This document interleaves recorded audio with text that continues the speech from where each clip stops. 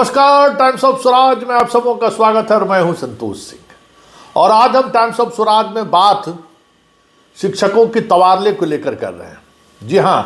हम उन तमाम सवालों को, जिन सवाल को पहले दिन से उठा रहे थे, जिन सवालों के सहारे हम ट्रांसफर पॉलिसी के औचित्य पर सवाल खड़े कर रहे थे, आखिरकार निगरानी ने शिक्षा विभाग के एसीएस को एक अल्टीमेटम दे ही दिया है। और वो अल्टीमेटम यही है कि जब तक आप डॉक्यूमेंट्स का वेरिफिकेशन नहीं कर पा रहे हैं, तब तक आपके पूरे इस प्रोसेस का मतलब क्या है। जी हाँ, एक शिकायत विजिलेंस के पास पहुंचा है और उस शिकायत में एक एक पॉइंट दर्शाया गया है कि किस तरीके से टीआरई 1 और टीआरई 2 के बहाली में बड़े स्तर पर धांधली हुई है। बगैर डॉक्यूमेंट्स वेरिफिकेशन के सारे लोग कार्यरत हैं। 2 वर्षों का प्रोबेशन पीरियड दिया गया, जिस दौरान डॉक्यूमेंट्स वेरिफिकेशन होना था। उसकी प्रक्रिया 1 वर्ष पूरा हो चुका है, दूसरे वर्ष में शिक्षक प्रवेश कर चुके हैं, लेकिन अभी तक डॉक्यूमेंट्स वेरिफिकेशन की प्रक्रिया शुरू नहीं हुई है। हाई कोर्ट के आदेश के बावजूद भी हजारों ऐसे शिक्षक हैं, खास करके महिला और दिव्यांग शिक्षक, जिन्हें रिजर्वेशन का लाभ सिर्फ और सिर्फ बिहार के स्टूडेंट को मिलना चाहिए था, वो यूपी के लड़कियां और दिव्यांग ने उठा ली है। उस मामले में हाई कोर्ट का मार्च में जजमेंट आया है और अभी दिसंबर हो गया है, फिर भी अधिकांश जिलों में वो सभी कार्यरत हैं। तब जब डायरेक्टर लेवल के अधिकारियों के द्वारा सख्त निर्देश दिए गए कि भाई ऐसे तमाम शिक्षकों को तत्काल प्रभाव से उनको हटाए, मधेपुरा को छोड़ दीजिए, नालंदा को छोड़ दीजिए, तो बाकी बिहार के किसी भी जिले में इस तरह की प्रक्रिया अभी शुरू भी नहीं हुई है। या जो कंप्लेन करता है ये जानकारी भी निगरानी को दिया है। इसके अलावा जितने मामले 10 मामले पूरे बहाली प्रोसेस से जुड़ा हुआ हाई कोर्ट में लंबित है और उस पर सुनवाई अंतिम चरण में। बीपीएससी अधिकांश मामलों में हाथ खड़ा कर चुका है, जवाब से कोर्ट संतुष्ट नहीं है, किसी भी दिन बहाली रद्द हो सकती है। इस बात का भी तस्दीक निगरानी विभाग ने हाई कोर्ट से करा लिया है। उसके अलावा जिस तरीके से अलग अलग जगहों से खबर आ रही है कि फर्जी बीएड का सर्टिफिकेट लगाकर वो लोग नौकरी में आ गए हैं, फर्जी एसटीईटी का सर्टिफिकेट लगाकर, सीटेट का सर्टिफिकेट लगाकर नौकरी में आ गए हैं। ऐसे हजारों छात्र नौकरी में आ गए हैं जो बीपीएससी के निर्धारित मानक में वो खरे नहीं उतरते हैं। जिस वक्त उन्हें डिग्री होनी चाहिए थी, उस वक्त वो एग्ज़ाम भी नहीं दिए थे।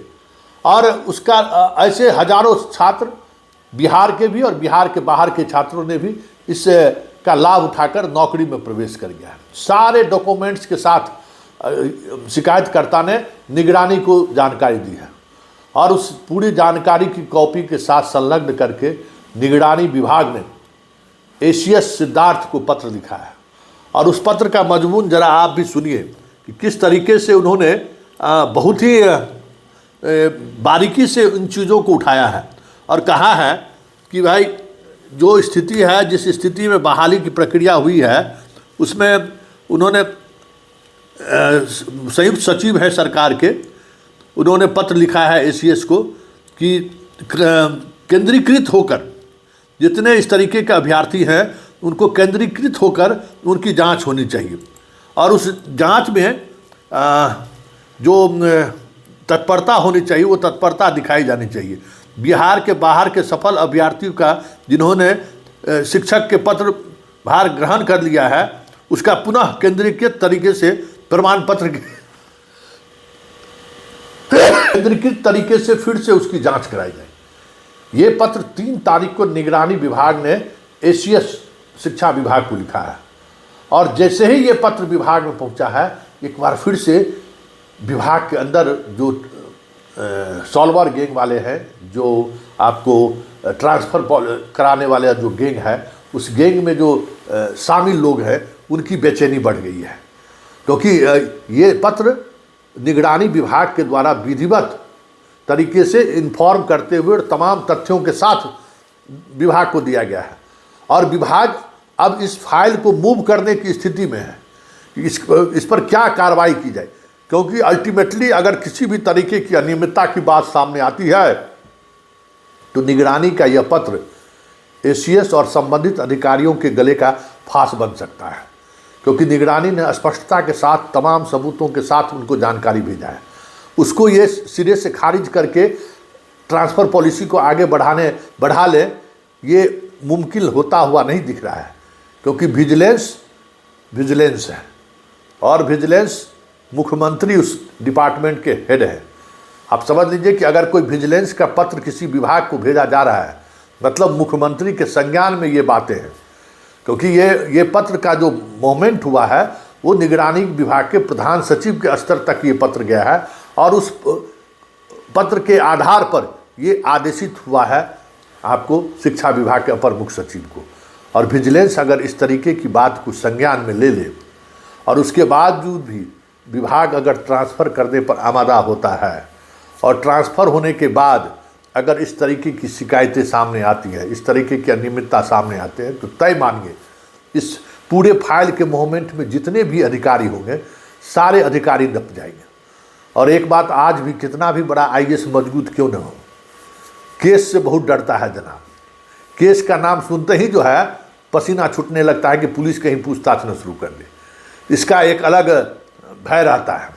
तो अब देखना ये है कि इस निगरानी के इस आदेश के बाद एसीएस महोदय करते क्या है, क्योंकि अब ये हमारे पास भी ये खबर आ गई, तो जो इस खबर तक जो एसीएस को पहुंचाना नहीं चाह रहे होंगे, जो फाइल के मोमेंट को थोड़ा धीमा कर रहे होंगे, तो हमारे इस खबर के माध्यम से एसीएस तक ये बातें ज़रूर पहुंच जाएंगी कि विजिलेंस ने जितने अदर स्टेट की लड़के लड़कियां बहाल हुई हैं उनके डॉक्यूमेंट्स का केंद्रीकृत तरीके से, मतलब शिक्षा विभाग मुख्यालय स्तर पर जांच कराए, क्योंकि इसमें बहुत सारे ऐसे एविडेंस हमारे पास है जो एविडेंस कह सकते हैं कि जता रहा है कि अनियमितता का कुछ न कुछ खेल जरूर हुआ है। ऐसे में निगरानी शिक्षा विभाग के पास दो ही विकल्प है, या तो पूरे प्रोसेस तबादले प्रोसेस को तब तक स्टे रखे जब तक पूरा डॉक्यूमेंट्स का वेरिफिकेशन नहीं हो सकता है, और दूसरा प्रोसेस है कि अगर जांच में जहां कहीं भी जांच में जो अनियमितताएं सामने आई हैं उस आधार पर निगरानी में एफआईआर दर्ज करने का आदेश शिक्षा विभाग दे सकती है। तो दोनों मसले पर शिक्षा विभाग के लिए कह सकते हैं कि यह पत्र जो है गले की फांस बन गई है। अब देखना दिलचस्प होगा कि इस पत्र का तोड़ शिक्षा विभाग क्या निकालता है। वैसे शिक्षा मंत्री तक बात पहुंची तो वो पुलिस पदाधिकारी रहे हुए हैं, डीजी के पद से रिटायर हुए हैं, तो वो इस तरीके के पत्र का मतलब समझते हैं। वैसे इस पत्र का मतलब सिद्धार्थ भी समझते हैं, सिद्धार्थ भी मुख्यमंत्री के प्रधान सचिव में से एक सचिव हैं, उनको भी पता है कि निगरानी का पत्र का मतलब है कि मुख्यमंत्री उस डिपार्टमेंट के मंत्री होते हैं, मुख्यमंत्री,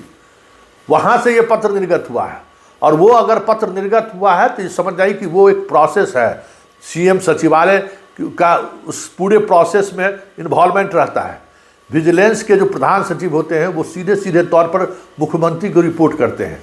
मुख्यमंत्री का वो आंख कान होते हैं, उसके सहारे मुख्यमंत्री बहुत सारी चीज़ों पर नज़र रखते हैं। तो ऐसे में निगरानी का अगर प्रधान सचिव पत्र लिखा है शिक्षा विभाग को, तो ये तय मानिए कि आने वाले चंद दिनों में ही इस पूरे मसले पर एक अलग से जांच कमेटी गठित हो जाए तो कोई बड़ी बात नहीं होगी। और उस जांच कमेटी के सहारे कई ऐसे शिक्षक माफिया जो अभी तक कह सकते हैं कि स्थानीय अधिकारियों से मिली भगत कर ड्यूटी पर जमे हुए हैं, उनकी जल्द छुट्टी हो जाए और उस पर एफआईआर दर्ज हो जाए तो कोई बड़ी बात नहीं होगी। क्योंकि हाईकोर्ट के आदेश पर जिन शिक्षकों को हटाया जा रहा है उसकी जो गति है उस गति पर निगरानी विभाग ने सवाल खड़ा कर दिया है। ऐसे में आने वाले समय में ये जो प्रक्रिया है, इस प्रक्रिया में को लंबित रखने वाले जो अधिकारी हैं उन पर भी निगरानी दबिश बना दे तो ये भी कोई बड़ी बात नहीं होगी।